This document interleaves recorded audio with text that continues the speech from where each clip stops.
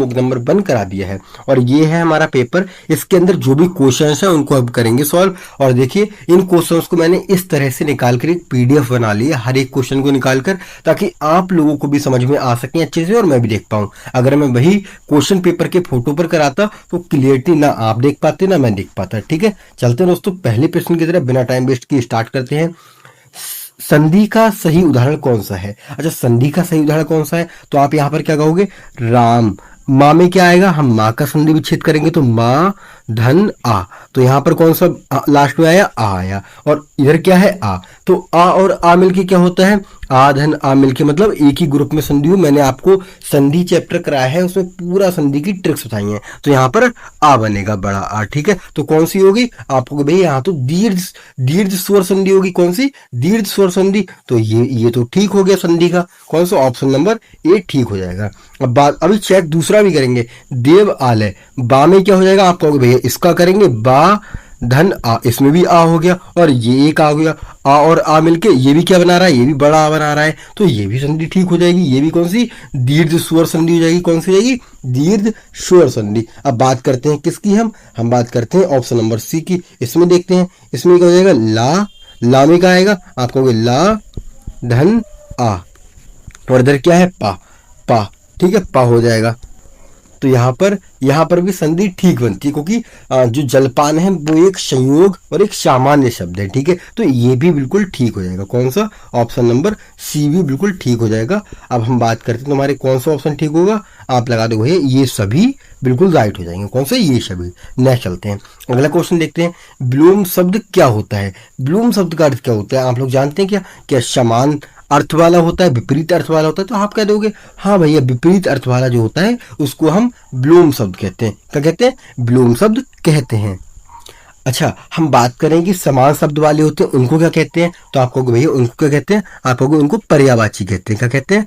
पर्यायवाची कहते हैं उनको, जो समान शब्द वाले होते हैं। अच्छा, कठिन शब्द वाले होते हैं उनको क्या कहते हैं? उनको क्या कहते हैं? आप कह दोगे भैया आपको उनको कहते हैं जिनका उच्चारण या अर्थ मुश्किल हो। ठीक है, और हम बात कर रहे हैं पर्यायवाची मैंने आपको बता दिए, समानार्थी शब्द मतलब समान शब्द वाला। ठीक है, क्या कहते हैं उनको? पर्यायवाची कहते हैं। समझ गए आप लोग? नेक्स्ट चलते हैं, ऑप्शन नंबर हमारा यहाँ पर कौन सा ठीक होता है? ऑप्शन नंबर हमारा बी यहाँ पर ठीक होता है। नेक्स्ट चलते हैं, बहुत आराम से करेंगे पूरा, ताकि आप लोगों को समझ में आ जाए। अज्ञान का ब्लूम शब्द क्या होगा? अच्छा, अज्ञान का ब्लूम शब्द क्या होगा? तो आप कहोगे भैया अज्ञान का ब्लूम शब्द ज्ञान हो जाएगा क्या? आप कहोगे हाँ भैया, अज्ञान का ब्लूम शब्द ज्ञान हो जाएगा। ब्लूम शब्द का मतलब विपरीत शब्द। कौन सा? ये हमने देखा ब्लूम शब्द का अर्थ होता है विपरीत वाला शब्द। कौन सा? विपरीत वाला। तो विपरीत क्या होगा? अज्ञान का ज्ञान हो जाएगा। अच्छा, यहीं पर हम बात करें कि मूर्खता का क्या हो जाएगा? तो आप सीधे बता दो भैया, मूर्खता का तो क्या हो जाएगा? विद्वता। क्या हो जाएगा? विद्वता। ठीक है, नेक्स्ट बात करें शिक्षा का क्या हो जाएगा? अशिक्षा हो जाएगा। क्या हो जाएगा? आप कहोगे भैया इसका तो अशिक्षा हो जाएगा, अशिक्षा। ठीक है, और हम बात करें बुद्धि, तो बुद्धि भाई एक संज्ञा शब्द है। कौन सा? बुद्धि एक संज्ञा शब्द है। कौन सा है? आप कहोगे भैया ये तो एक संज्ञा शब्द है, नेक्स्ट चलते हैं, कर्म शब्द का लिंग, कर्म शब्द किस लिंग का है? तो कर्म शब्द किस लिंग का है? तो आप बात करोगे कर्म, मैंने अच्छे कर्म करे हैं या अच्छे कर्म करी है, तो यहां पर आप इसको पुरलिंग में लगा दोगे। किसमें? पुरलिंग में। ठीक है, जैसे स्त्रीलिंग का कोई हम उदाहरण देखें, जैसे आप कहोगे दया। ठीक है, उभयलिंग का कोई उदाहरण देखें। उभयलिंग में क्या आते हैं? जैसे मंत्री, डॉक्टर। क्या? डॉक्टर। और यहाँ पर बात करें नपुंसकलिंग में, तो ये क्या होता है? ये संस्कृत में आते हैं, ये हिंदी में नहीं होते हैं यूज। ठीक है, नेक्स्ट चलते हैं, अगला देखते हैं। लड़की का बहुवचन क्या होगा? लड़कियां होगा। लड़कियां ये वाला ठीक होगा, ये होगा। इसमें छोटी ही लगेगी या बड़ी लगेगी, या लड़कियों होगा या लड़कियां होगा, तो हम बताएंगे। तो भैया बहुत अच्छे से हमने वचन पढ़े हैं, आप सीधे कह दोगे ऑप्शन नंबर ए बिल्कुल ठीक हो जाएगा। इसमें क्या? या, लड़की को इया लगाया, मतलब इया करके इसमें इया प्रत्यय जोड़ा गया है। कौन सा? इया प्रत्यय जोड़ा गया है लास्ट में। ठीक है, लड़की में लड़की या। ठीक है, लड़की में जब या जुड़ा है तो क्या होता है? जो लड़की का बड़ी होता है लड़की, तो ये बड़ी किसमें? छोटी में बदल जाता है। किसमें? छोटी में। ठीक है, तो इसलिए लड़कियां हो जाएगा, छोटी यहाँ पर बन जाएगी। ऑप्शन नंबर ए बिल्कुल ठीक हो जाएगा। नेक्स्ट चलते हैं, फिफ्थ को देखते हैं, सिक्स को देखते हैं, सॉरी। राम ने खाना खाया में कर्ता कौन है? अच्छा, खाना किसने खाया? तो आप कहोगे भैया राम ने खाना खाया। अच्छा, खाया क्या है? खाना क्या है? खाना और खाया क्या है? तो आपको कहोगे जो खाना है, जो खाया है, इसमें ये क्या है? ये क्रिया हो जाएगी। खाया क्या है? आप कहोगे भैया खाया तो क्रिया हो जाएगी। और जो खाना है, खाना क्या? इसमें भोजन को बताया गया है, भोजन के लिए खाना बताया गया है, तो क्या है ये तो कर्म हो जाएगा। क्या हो जाएगा? ये कर्म हो जाएगा। ठीक है, कर्म हो जाएगा। अब राम क्या है? तो राम आप बता दोगे सीधे भैया, यही क्या हो जाएगा? कर्ता हो जाएगा। क्या हो जाएगा? राम। आप कहोगे भैया ये कर्ता हो जाएगा। अच्छा, ने क्या है? ने, तो आप कहोगे भैया ये कारक है। कारक क्या है? कारक है ये। तो यहाँ पर कौन सा ऑप्शन ठीक होगा हमारा? कहोगे आप भैया ऑप्शन नंबर ए ठीक हो जाएगा। कौन सा? ऑप्शन नंबर ए ठीक हो जाएगा। और साथियों, आज का वीडियो हमारा थोड़ा लंबा होगा, 40 मिनट तक का। बाकी पर डे हम कोशिश करेंगे 20 से 25 मिनट में पूरा मॉक समाप्त कर दें। ठीक है, बस आज का वीडियो थोड़ा लंबा हो रहा है। आज के बाद पर डे की वीडियो हम छोटी लेकर आएंगे। ठीक है दोस्तों। दोहा छंद में प्रत्येक पंक्ति में कितनी मात्राएं होती हैं? तो कितनी होती हैं? आप कहो भैया 13-11 से होती। कितनी? 13-11। अच्छा, यहाँ पर हम बात करें 24 मात्राएं किसमें होती हैं? तो आप तीसरे कह दोगे भैया किसमें? रोला या सूरठा में होती है। रोला या सूरठा में किसमें? रोला या सूरठा में। किसमें? सूरठा। ठीक है। अच्छा, मैं यहीं पर आपसे पूछ लूं कि 16-14 मात्राएं किसमें होती हैं? तो आप सीधे बता दोगे भैया चौपाई में होती है। किसमें? चौपाई में। न चलते हैं, जल का पर्यायवाची कौन सा नहीं है? जल का, जल को नीर भी कहते हैं, पानी भी कहते हैं, और क्या कहते हैं? पावक कहते हैं, बरी कहते हैं। बताओ जल्दी से। तो आप कहोगे बरी भी कहते हैं, पावक नहीं कहते। पावक किसको कहते हैं? पावक कहते हैं अग्नि को। किसको? आप कहोगे अग्नि को कहते हैं। किसको? अग्नि को।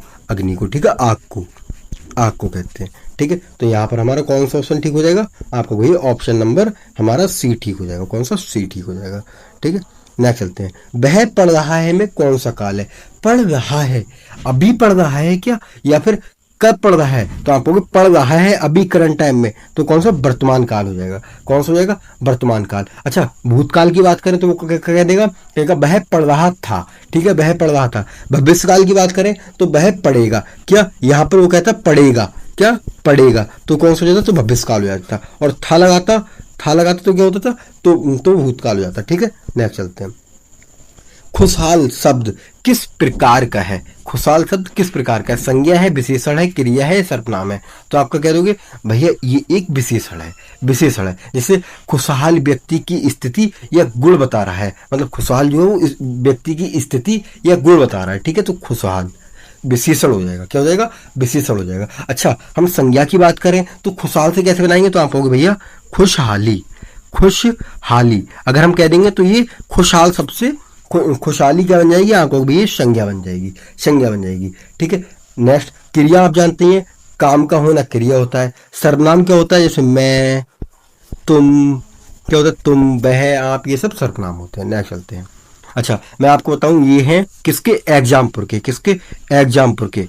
एग्जामपुर के। ठीक है, एग्जामपुर के जो मॉक टेस्ट है सेम ऐसे ही जैसे ये मैं आपको आरडब्ल्यू करा रहा हूँ, ये भी आज से लॉन्च हो गए हैं और ये भी आने वाले हैं मेरे पास। मैंने कर दिए हैं ऑर्डर, और आप लोगों को जैसे ही मेरे पास आएंगे इनकी भी वीडियोस आपको प्रोवाइड हो जाएंगी। ठीक है, इनकी भी। ठीक है, नेक्स्ट चलते हैं दोस्तों।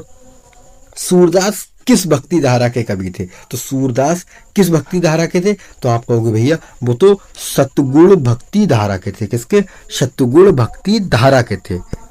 अच्छा, और हम बात करें क्या कि जो सूरदास थे भगवान कृष्ण के उपासक थे। कौन? भगवान कृष्ण के। अच्छा, यहीं पर मैं आपको बताऊं कि ज्ञान मार्गी इसकी कवि कौन थे? ज्ञान मार्गी के धारा के कवि कौन थे? तो आप कह दोगे भैया इसमें कौन आते थे? कबीरदास। कौन? कबीरदास लगा दोगे, कबीरदास लगा दोगे। ठीक है, अच्छा मैं यहाँ पर बात करूं प्रेम मार्गी, इसमें कौन थे? तो आप कह दोगे इसमें जायसी थे। कौन थे? जायसी थे। ठीक है, अच्छा निगुण भक्ति धारा की बात करूं तो इसमें कौन आएंगे? तो आप कहोगे इसमें कौन थे? कबीर थे। कौन? कबीर थे। कबीर और नानक। नानक। ठीक है, नानक थे। कबीर, नानक। ठीक है, नेक्स्ट चलते हैं। कबीर किस प्रकार के कवि थे? तो कबीर किस प्रकार के थे? ये थे निर्गुण भक्ति धारा। क्या हो जाएगी? निर्गुण भक्ति धारा। मैंने ये बताया आपको, निर्गुण भक्ति धारा। ठीक है, नेक्स्ट चलते हैं। अच्छा, यहां पर और देख लिए हम कि इसमें और कौन थे। अच्छा, निर्गुण भक्ति धारा का जानते हैं आप? इसमें क्यों थे कबीर? जो कबीर थे वो ईश्वर को निरंकार रूप में मानते थे। ठीक है, निरंकार रूप में मानते थे। अच्छा, यहीं पर हम बात करें किसकी? अब हम बात करते हैं सगुण भक्ति की। किसकी? सगुण भक्ति की। तो इसमें कौन थे? तो आप कह दोगे इसमें तुलसीदास थे। कौन थे? तुलसीदास। ठीक है, तुलसीदास थे। और कौन थे? आप कहोगे सूरदास भी थे इसमें। कौन थे? सूरदास भी थे। अच्छा, रीतिकालीन की बात करूं तो यहाँ पर कौन आ जाएंगे? तो आप कहोगे यहाँ पर कौन थे? यहाँ पर केशव थे, केशवदास थे। और कौन थे यहाँ पर? आप कहोगे यहाँ पर काली, वो सॉरी, नेक्स्ट बात करें आधुनिक। आधुनिक की बात करो तो इसमें कौन थे? आधुनिक में आप कहोगे इसमें प्रसाद थे। कौन थे? कौन से प्रसाद हैं ये? जल्दी से बताइए। जयशंकर प्रसाद। और तो कौन थे? निराला थे। अच्छा, कौन से निराला हैं ये? जल्दी से बताइए। निराला, शॉर्ट में नाम बता रहा हूं मैं। अच्छा, इनमें हम और नाम देखें, आप कहोगे हरिवंश राय बच्चन किस में थे? आधुनिक काल में थे। और कौन थे? सुमित्रा नंदन पंत किस में थे? आप कहोगे आधुनिक काल में थे। सूर्यकांत त्रिपाठी निराला किस में थे? आप कहोगे आधुनिक काल में थे। मैथिली शरण गुप्त किस में थे? आप कहोगे आधुनिक काल में थे। महादेवी वर्मा किस में थे? आप कहोगे आधुनिक काल में थी। ठीक है, नेक्स्ट चलते हैं, अगला देखते हैं।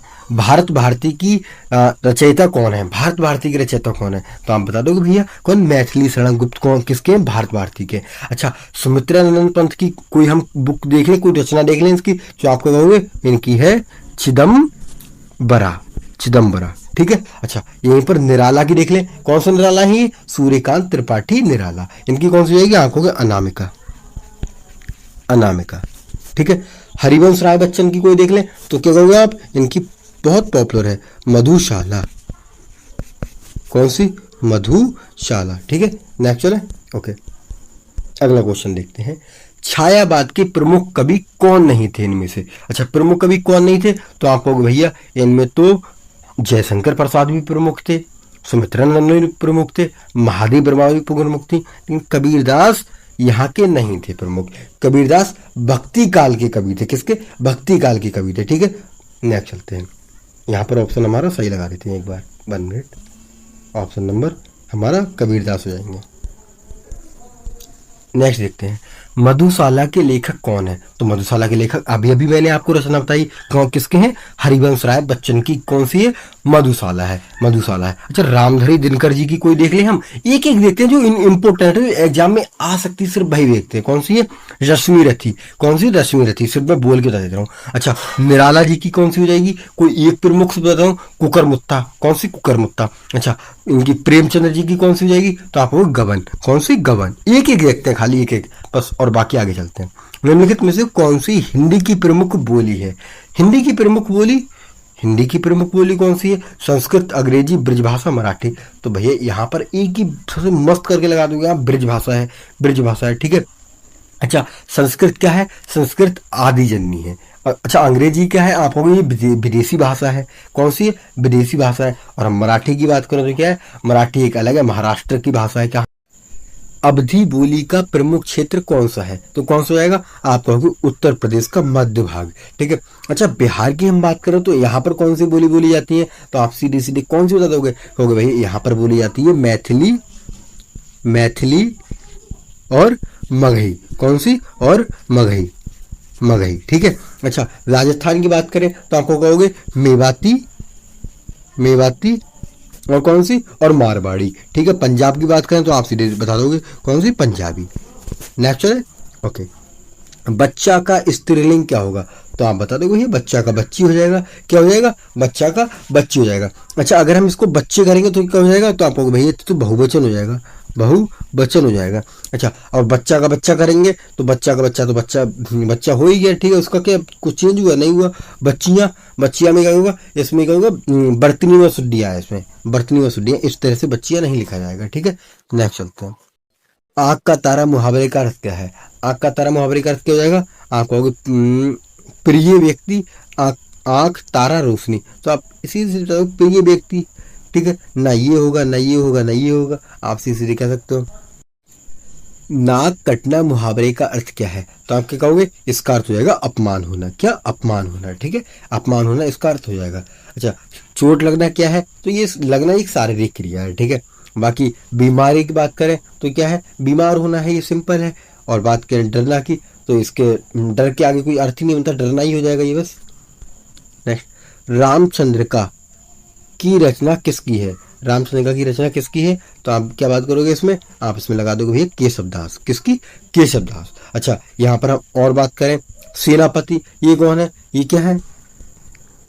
तो इनके लिए किसके लिए प्रसिद्ध है? ये ऋतु वर्णन के लिए प्रसिद्ध है। किसके लिए? ऋतु वर्णन के लिए। अच्छा, बात करें भूषण की, तो किसके लिए? आप होगे वीर रस के कवि है। वीर रस के क्या नाम है? शिवराज, पूरा नाम जान लेते हैं, शिवराज भूषण। ठीक है, शिवराज भूषण। नेक्स्ट चले, ओके। खेलना किस प्रकार की क्रिया है? क्या है? सकर्मक है, अकर्मक है, सहायक है, मिश्रित है। क्या खेल रहा है? क्या लगा के हम अकर्मक और सकर्मक की पहचान करते हैं? क्या खेल रहा है भाई? कुछ खेल रहा होगा, कुछ तो खेल रहा होगा, तो ये क्या हो जाएगी? अकर्मक। ठीक है, नहीं, इसमें थोड़ा सा कंफ्यूजन मुझे। सकर्मक भी तो होगी, क्या खेल रहा है, क्या से में जवाब मिल रहा है ना, क्रिकेट खेल रहा है, क्रिकेट खेल रहा है, तो इसलिए सकर्मक को आप एक बार चेक करेंगे तो दोनों में निकल के आएगी। किसमें? दोनों में, सकर्मक और अकर्मक दोनों में आती है। ठीक है, नेक्स्ट चलते हैं। उसने पत्र लिखा में कर्म क्या है? उसने पत्र लिखा में कर्म क्या है? अच्छा, मैंने ये बताया आपको क्यों लगाई है मैंने अकर्मक, ये इसलिए लगाई है, रोजगार विद अंकित का जो आंसर शीट दी हुई है उन लोगों ने अकर्मक लगाई हुई है, इस वजह से मैंने अकर्मक आपको बताई। ठीक है, वरना मेरे हिसाब से तो ये सकर्मक हो रही है, लेकिन इसलिए मैं आपको कह रहा हूँ दोनों हो सकती हैं। कौन सी? ऑप्शन ए और ऑप्शन बी। नेक्स्ट चलते हैं। उसने पत्र लिखा में कर्म क्या है? उसने पत्र लिखा में कर्म क्या है?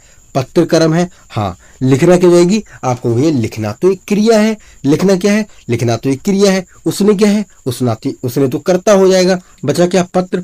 पत्र हो जाएगा क्या? कर्म। ठीक है, कर्म हो जाएगा, पत्र क्या हो जाएगा? कर्म। नेक्स्ट चलते हैं। धीरे धीरे क्या है? संज्ञा है, विशेषण है, क्रिया विशेषण है, या सर्वनाम है? तो क्या कहोगे आप? ये भैया क्या हो जाएगी? क्रिया विशेषण हो जाएगी। क्या हो जाएगी? क्रिया विशेषण। जैसे एग्जाम्पल समझते हैं, वह धीरे धीरे चलता है, वह धीरे धीरे चलता है, अतः यह क्या? क्रिया विशेषण हो गया, क्रिया विशेषण। अच्छा, संज्ञा जानते हैं आप? किसी भी नाम, वस्तु, किसी भी स्थान, किसी भी चीज को संज्ञा कहते हैं। ठीक है, बाकी संज्ञा के बारे में आप पढ़ लेंगे, कितने प्रकार की होती है, मैंने संज्ञा करा रखी है। ठीक है, और विशेषण आप जानते होंगे, किसी चीज की विशेषता बताना। सर्वनाम आप जानते हैं, वह, मैं, तू, सब कुछ ये सर्वनाम होते हैं। सुंदर लड़की में सुंदर क्या है? सुंदर क्या है? लड़की कौन है? आप कहोगे लड़की तो भैया विशेष्य हो जाएगी। क्या? विशेष्य। और सुंदर क्या है? उसकी विशेषता बता रहा है। सुंदर, सुंदर क्या बता रहा है? उसकी विशेषता लड़की की, कि लड़की कैसी है? सुंदर है। लड़की कैसी है? सुंदर है। ठीक है, नेक्स्ट चलते हैं, इनको मिटा देते हैं। Okay okay. अच्छा, और हम यहाँ पर बात करें संज्ञा, तो लड़की क्या होगी? लड़की संज्ञा में भी आती है। लड़की किस में आती है? संज्ञा में भी आती है। क्रिया कार्य के लिए कहते हैं, सर्वनाम यह वह कहते हैं, बता दिए मैंने आपको। नेक्स्ट, मालवे का मालिक, मालवे का मालिक कहानी के रचनाकार कौन है? मालवे का मालिक कहानी के रचनाकार कौन हो जाएंगे? आप कहोगे मोहन राकेश हो जाएंगे। कौन हो जाएंगे? मोहन राकेश लगाकर आप आगे बढ़ जाओगे। अच्छा, यहाँ पर उदय प्रकाश की एक बहुत प्रमुख रचना है, पीली छतरी वाली लड़की। कौन सी? पीली छतरी वाली लड़की, याद रखेंगे। और काशी सिंह की बात करें तो उनकी कौन सी है? इनकी है अस्सी। कौन सी? अस्सी, ये भी आपने सुनी जरूर होगी, अस्सी। नेक्स्ट देखते हैं, किताब किस लिंग का शब्द है? अच्छा बताओ, किताब अच्छी किताब या अच्छा किताब? कैसी किताब? महंगा किताब या महंगी किताब? जल्दी से बता देंगे आप लोग, तो आप भैया सीधे सीधे बता दोगे, आपको बोलने में ही पता चल रहा है। स्त्रीलिंग है किताब। क्या है? किताब एक स्त्रीलिंग है। ठीक है, नेक्स्ट चलते हैं। जैसे किताब फट गई, ये किताब फट गया, पुरलिंग में क्या आ जाएगा? आपको अखबार आ जाएगा। क्या आ जाएगा? अखबार आ जाएगा। अखबार की बात करेंगे तो पुरलिंग में आ जाएगा। नेक्स्ट चलते हैं, बे जा रहे हैं में बे क्या है? तो बे क्या है? आप जानते हैं, बे एक सर्वनाम शब्द है। सर्वनाम, ठीक है, बे एक सर्वनाम शब्द है। नेक्स्ट चलें क्या? नेक्स्ट चलते हैं, कठिन का विलोम क्या होगा? कठिन का विलोम क्या होगा? आप कह रहे हो ये आसान हो जाएगा। कठिन का विलोम क्या हो जाएगा? आसान हो जाएगा। अच्छा, यहीं पर और हम बात करें, किसकी बात करते हैं? कठिन का तो आसान हो गया। मुश्किल का क्या होगा? मुश्किल का, अरे तो ये तो भैया आप कह रहे हो कि ये तो किसका? कठिन का समानार्थी शब्द है। किसका? कठिन का समानार्थी शब्द है। और कठिनाई क्या हो जाएगा? ये कठिनाई इसका भाववाचक शब्द है। किसका? कठिन का भाववाचक शब्द हो जाएगा। ठीक है, भाववाचक संज्ञा हो जाएगी मतलब। और बात करें जटिल, जटिल क्या है? ये भी कठिन का समानार्थी शब्द है। किसका? जटिल का समानार्थी शब्द है। आसान इसमें इसका विलोम होगा सिर्फ। ठीक है, नेक्स्ट चलते हैं, सूर्य का पर्यायवाची शब्द क्या है? सूर्य का पर्यायवाची शब्द क्या है? तो आप कहोगे भैया सूर्य का पर्यायवाची तो रवि होता है। रवि होता है। अच्छा, हम बात करें चंद्र किसका है? तो आप कहोगे चंद्रमा का। किसका? चंद्रमा का। तारा किसका है? तारा किसको कहते हैं? तो तारा क्या होता है? आप कहोगे नक्षत्र। क्या? नक्षत्र। अच्छा, आकाश को क्या कहोगे आप? आकाश को कह दोगे आप नभ और गगन। गगन, ठीक है, ये इनके पर्यायवाची हो जाएंगे। नेक्स्ट चलते हैं, अच्छा, अब हमारा एक गद्यांश आता है। हर पेपर में गद्यांश जरूर आते हैं, आप लोग जानते हैं क्या, हर पेपर में जरूर आते हैं। अब इसको एक बार पढ़ते हैं, फिर इससे रिलेटेड क्वेश्चन करते हैं, अच्छे से पढ़ते हैं। महात्मा ज्योतिबा फुले के मौलिक गुलामगिरी, ये क्या है, शोक शोक्यांचा, आशूर किसानों का प्रतिरोध, सार्वजनिक सत्यधर्म आदि पुस्तकों में संग्रहित है। उनके विचार अपने समय में बहुत आगे थे। आदर्श परिवार के बारे में उनकी अवधारणा है, जिस परिवार में पिता बौद्ध, माता ईसाई, बेटा मुस्लिम और बेटी सत्यधर्मी हो, ठीक है, वह परिवार आदर्श परिवार है। कौन सा परिवार है, आदर्श परिवार है। 1888 में जब ज्योतिबा फुले को महात्मा की उपाधि से सम्मानित किया गया तो उन्होंने कहा कि महात्मा कहकर मेरे संघर्ष की पूर्व विराम मत दो, मेरे संघर्ष को पूर्व विराम मत दो। जब व्यक्ति मठाधीश बन जाता है तब वह संघर्ष नहीं कर पाता, इसलिए आप सब साधारण जन ही रहने दो, मुझे अपने बीच में अलग ना करो। आप लोग मुझे अपने बीच में साधारण जन ही रहने दो, अलग ना करो। महात्मा ज्योतिबा फुले की सबसे बड़ी विशेषता यही थी कि वे जो कहते थे उसे अपने आचरण और व्यवहार में उतारते थे, ठीक है। नेक्स्ट चलते हैं।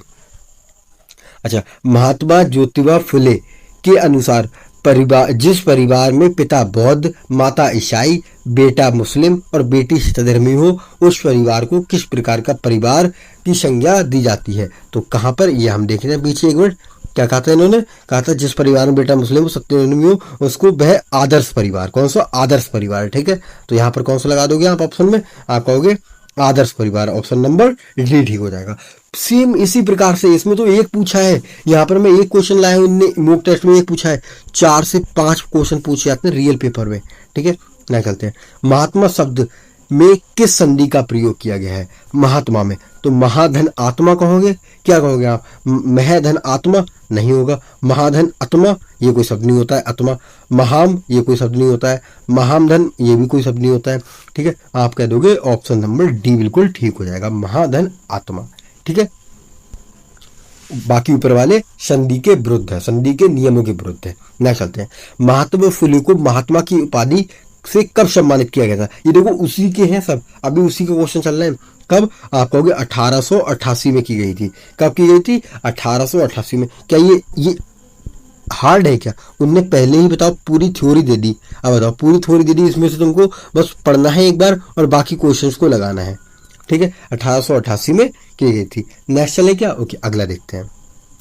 बैठो कौन सा वाक्य है, प्रश्नवाचक है, आज्ञार्थक है, या विस्मयबोधक है, या विधानवाचक है। तो आप क्या कहोगे, भैया आज्ञार्थक है। कौन सा, आज्ञार्थक वाक्य हो जाएगा, आज्ञार्थक। प्रश्नवाचक क्या होते हैं, जैसे क्वेश्चन मार्क, ठीक है। और विस्मयबोधक कौन से होते हैं, तो आप कहोगे ये कौन सा चिन्ह होता है, ये कहोगे ये वाला चिन्ह होता है, ठीक है, ये वाला। अच्छा, विधान कौन सा होता है, तो आप लोग बताइए। इन्हें कहते हैं जिस वाक्य में क्रिया के करने या होने का सामान्य रूप, उसे विधानवाचक कहते हैं। मैं पढ़ रहा हूं में रहा क्या है, तो रहा एक क्या हो जाएगी, सहायक क्रिया हो जाएगी। आप कहते हो सहायक क्रिया, ठीक है, सहायक क्रिया हो जाएगी।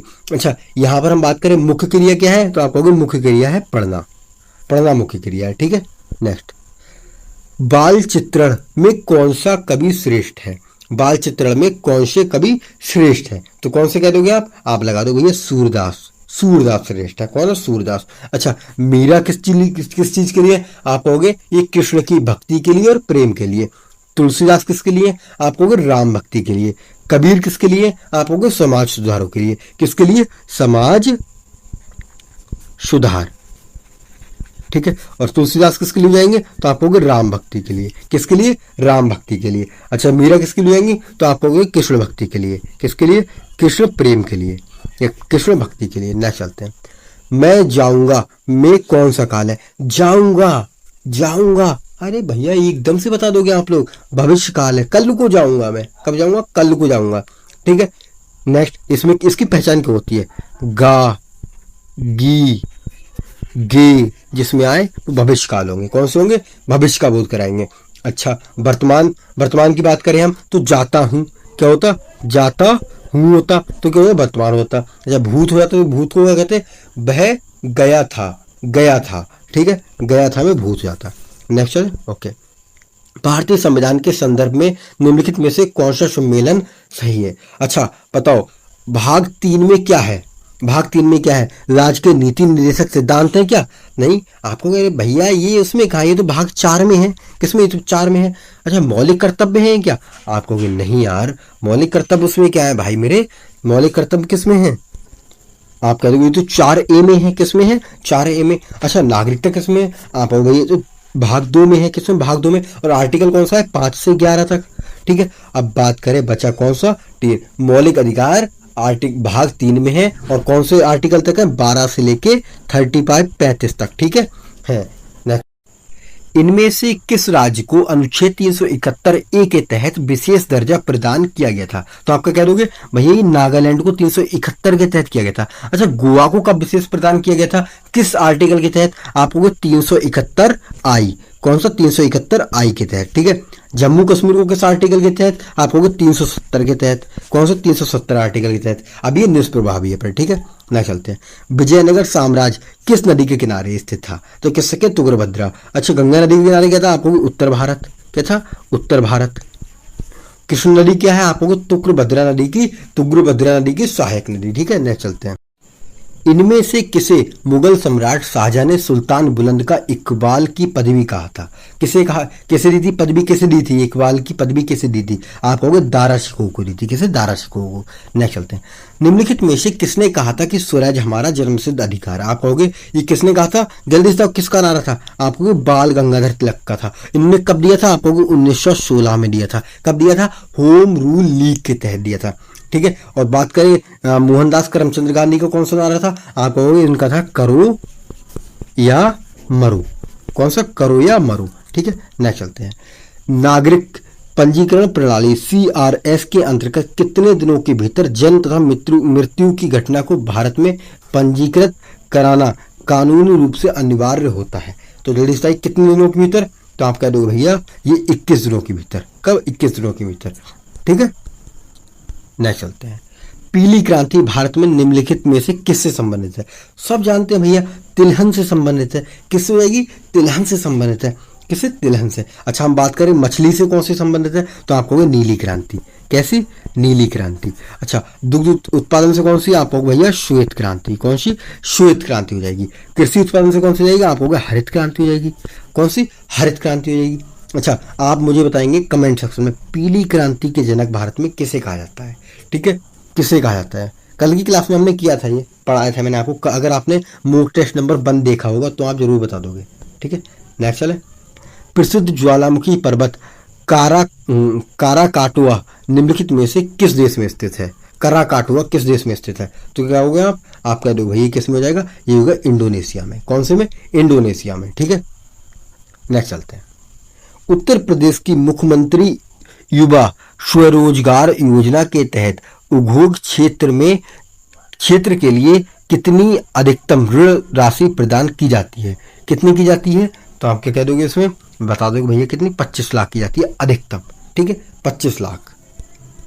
और यहाँ पर हम बात करें किसके लिए? ये तो युवा रोजगार योजना के तहत है उद्योग क्षेत्र के लिए। अगर हम बात करें किसके लिए? सेवा क्षेत्र के लिए, तो उसमें कितनी हो जाएगी? तो उसमें 10 लाख हो जाएगी ऋण। कितनी? 10 लाख मिलती है। नेक्स्ट बात करते हैं। भारत में बैंकिंग प्रणाली का नियामक कौन होता है? कौन होता है बैंकिंग प्रणाली का? तो इसमें बता देंगे आप। कौन होता है? भारतीय रिजर्व बैंक RBI होती है। कौन? रिजर्व बैंक RBI होती है। ठीक है, और बात करें शेयर बाजार का नियामक कौन होता है? तो आपका कहोगे सेबी। किसकी? शेयर बाजार की।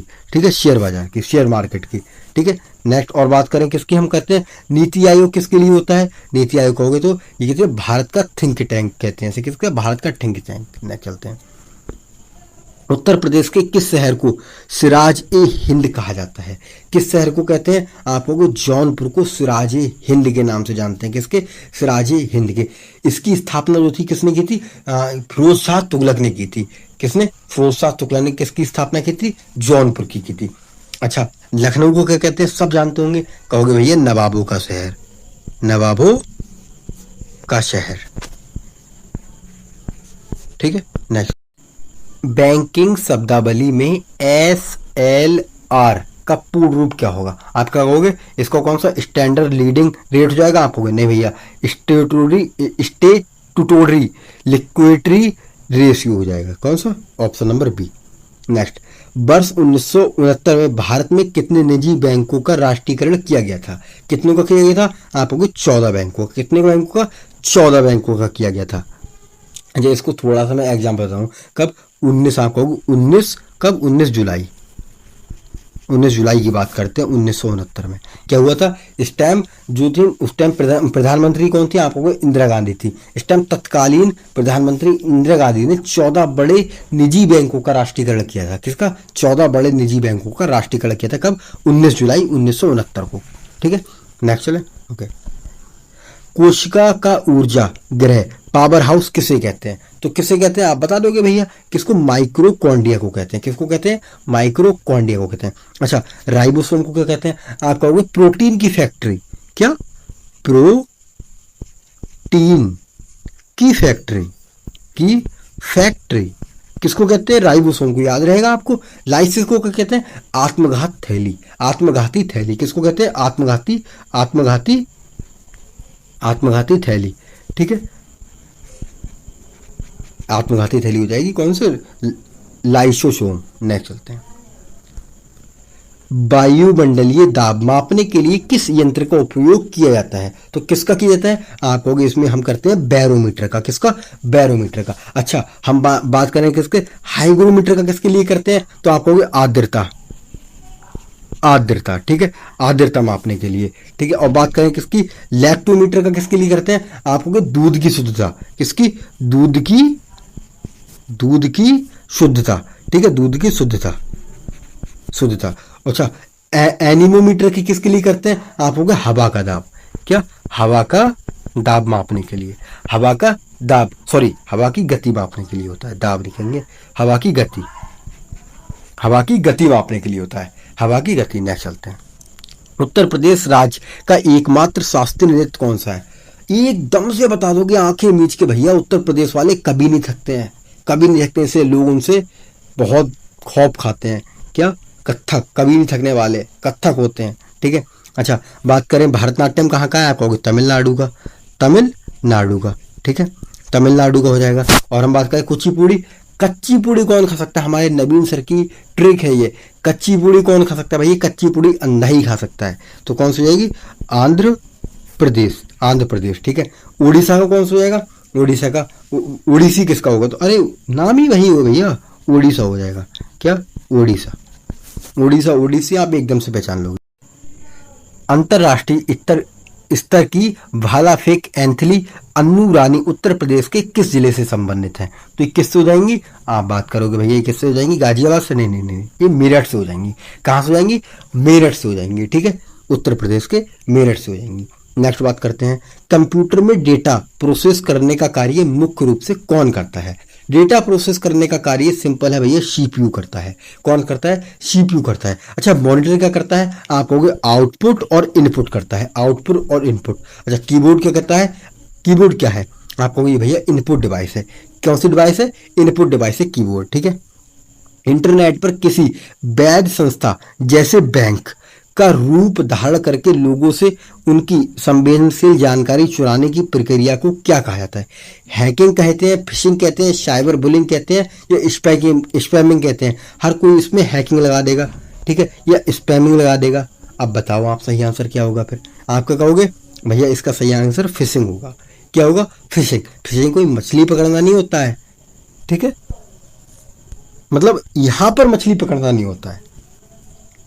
मानवाधिकारों के संरक्षण के लिए वैश्विक स्तर पर कार्य करने वाली एक प्रसिद्ध गैर सरकारी संस्था एमनेस्टी इंटरनेशनल का मुख्यालय कहाँ पर है?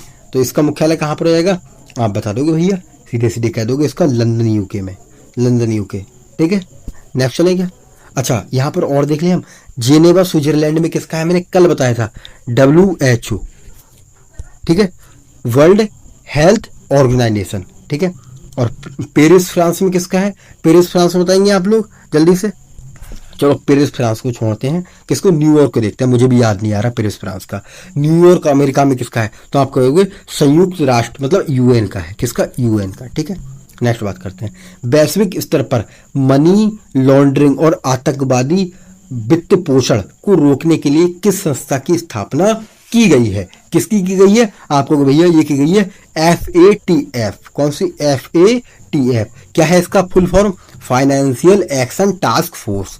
ठीक है, फाइनेंशियल एक्शन टास्क फोर्स याद रहेगा। अगली बार इसकी फुल फॉर्म पूछ लेगा वो, क्या होगा? फाइनेंशियल एक्शन टास्क फोर्स, याद रहेगा। ठीक है, नेक्स्ट चलते हैं। निम्नलिखित में से कौन सा सोशल मीडिया प्लेटफॉर्म मुख्य रूप से पेशेकर नेटवर्किंग और रोजगार खोजने के लिए उपयोग किया जाता है? तो कौन सा किया जाता है? आप लोग इसमें लिंक्डइन कहते हैं। किसको? लिंक्डइन कहते हैं उसको। ठीक है, नेक्स्ट चलेंगे क्या? ओके।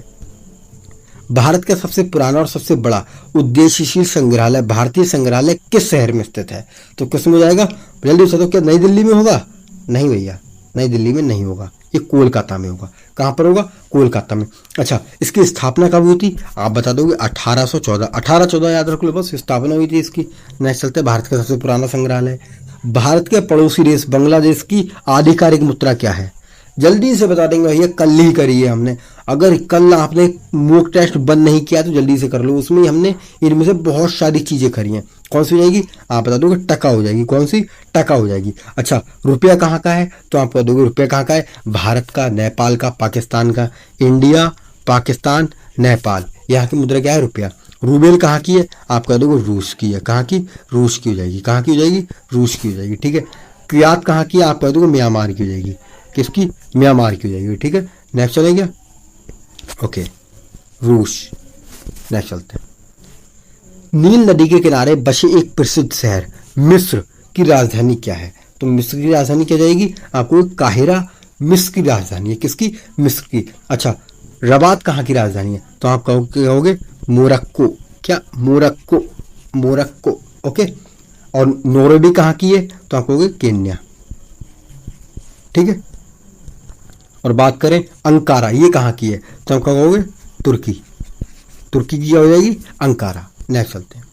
भारत में अपने कर्तव्यों का पालन करते हुए प्राण न्यौछावर करने वाले पुलिस कर्मियों की याद में राष्ट्रीय पुलिस स्मृति दिवस किस तिथि को मनाया जाता है? तो आप क्या कहोगे? ये कब मनाते हैं? ये मनाते हैं 21 अक्टूबर को। अच्छा, 21 अक्टूबर को क्यों मनाते हैं? कब से मनाते हैं? आप कहोगे 21 अक्टूबर 1959 में लद्दाख में जो चीनी हमला हुआ था उसमें जो शहीद पुलिसकर्मी थे उनकी याद में मनाते हैं। ठीक है, कब? 1959 में हुआ था। ठीक है, नेक्स्ट चलते हैं। इंटरपोल का पूर्ण रूप क्या है? इंटरपोल का पूर्ण रूप क्या हो जाएगा? तो आप बता दोगे भैया क्या जाएगा? इसको हो जाएगा international criminal police organization. International criminal police organization, option number B ठीक हो जाएगा। नहीं चलते हैं। दक्षिण एशियाई क्षेत्र सहयोग संगठन का स्थायी सचिवालय कहाँ स्थित है? सार्क। सार्क का कहाँ पे? तो भैया इसका तो काठमांडू नेपाल में हो जाएगा। कहाँ पे हो जाएगा? काठमांडू नेपाल में हो जाएगा। ठीक है, अच्छा, इसकी स्थापना कब हुई थी? सार्क की स्थापना कब हुई थी? आपका कहोगे इसकी स्थापना 1985 में हुई थी। कहाँ पर? 1985 में। ओके, नेक्स्ट चलते हैं। अच्छा, सार्क का पहला सम्मेलन कहाँ हुआ था? पहला, तो आप बता दोगे ढाका में हुआ था। कहाँ पे? ढाका में, बांग्लादेश के ढाका में पहला सम्मेलन हुआ था। कौन सा? पहला सम्मेलन। बाकी काठमांडू में इसका मुख्यालय है। भारत में सिनेमा और फिल्म जगत के क्षेत्र में दिया जाने वाला सर्वोच्च राष्ट्रीय पुरस्कार कौन सा है? तो कौन सा है सर्वोच्च पुरस्कार? आप कहोगे दादा साहब फाल्के पुरस्कार। ठीक है, दादा साहब फाल्के पुरस्कार। अच्छा, और हम बात करें कि राष्ट्रीय फिल्म पुरस्कार, ये क्या है दोस्तों? तो ये दोस्तों विभिन्न श्रेणियों में दिए जाते हैं। किसमें? विभिन्न श्रेणियों में दिए जाते हैं। ठीक है, नेक्स्ट अगला देखते हैं। 2011 की जनगणना के अनुसार, देखो जनगणना से क्वेश्चन आ गया। क्लास नहीं करी है जनगणना की, पूरी क्लास करा दी है मैंने। 2011 की जनगणना के अनुसार भारत के किस क्षेत्र, किस राज्य का लिंगानुपात सबसे कम रहा था, कम दर्ज किया गया था? अच्छा, लिंगानुपात का जानते हैं आप कि 1000 पुरुषों पे कितनी महिलाएं, उसको हम लिंगानुपात कहते हैं।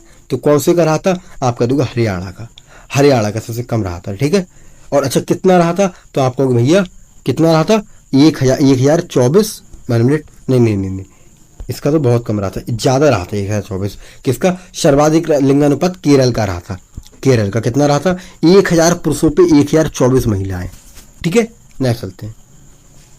भारत सरकार के द्वारा बाघों की घटित आबादी को रोकने के लिए प्रोजेक्ट टाइगर अभियान किस वर्ष शुरू किया गया था? किस वर्ष प्रारंभ किया गया था? तो कब किया गया था? आप 1973 में किया गया था।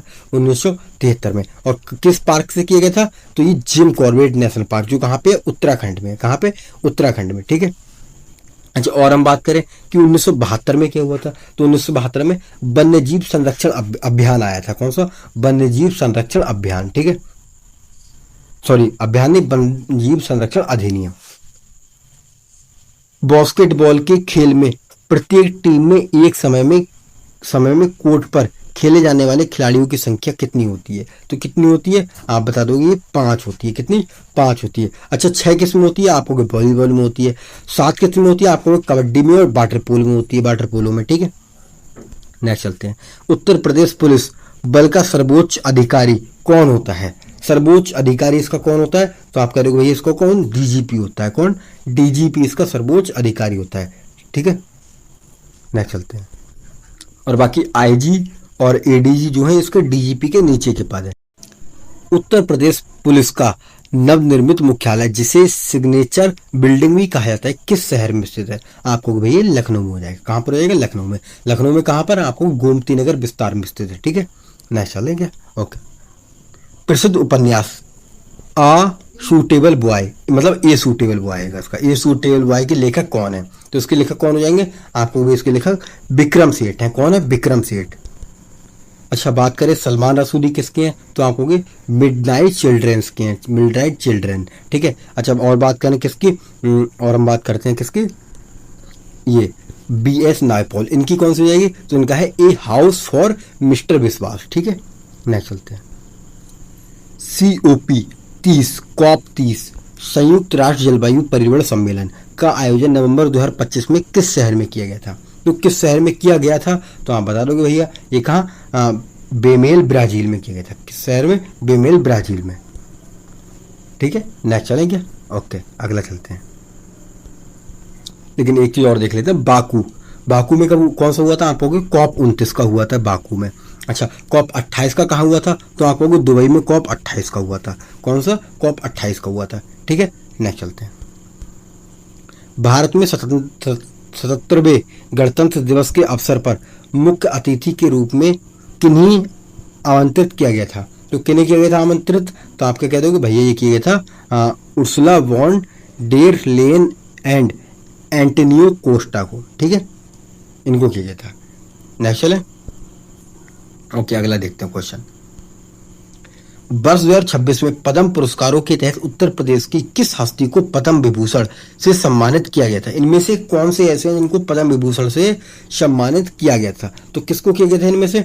आप लोग इनमें से स्वामी रामभद्राचार्य को किया गया था। किसको? स्वामी रामभद्राचार्य को किया गया था, ठीक है।